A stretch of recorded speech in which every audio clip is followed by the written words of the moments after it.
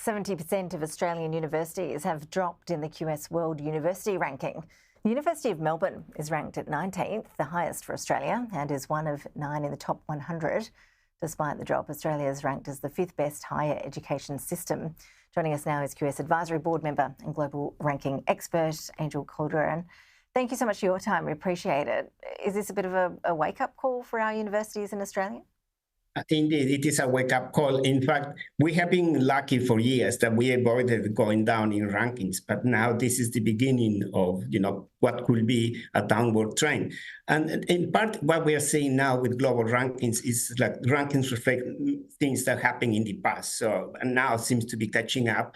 And some of the things that now we're beginning to see are likely to be influencing our performance in the next few years. We just showed our viewers on the screen this graphic showing that Australia is ranked overall, though, as having the 5th best higher education system in the world. How does that work out when most of the individual universities don't score too well?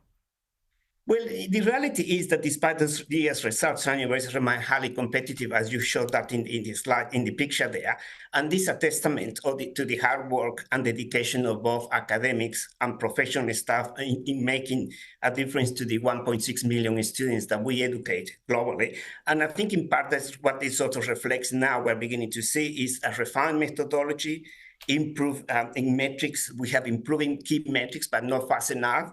And the other thing that we are seeing now as well is that other countries, which previously depending on Australian educating their people, now they are getting a lot better in terms of the quality of the education systems.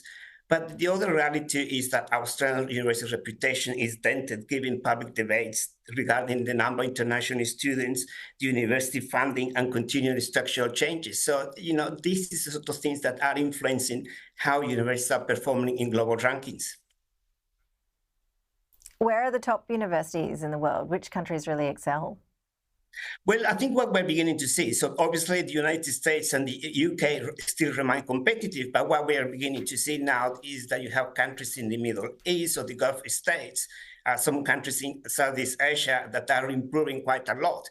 What we are also seeing is that in the past, those countries that were not really strong in the quality education are improving at a lot faster rate than what we see with Australia and the United States and the United Kingdom. And that is because in those countries, their governments are increasing their funding to education and research endeavors. So, it takes a few years for those sort of things, dynamics to take impact or effect. And this is what we're beginning to see now. Yeah, Angel Calderon, thank you so much. Some food for thought there for the university sector. I appreciate your time. You're welcome.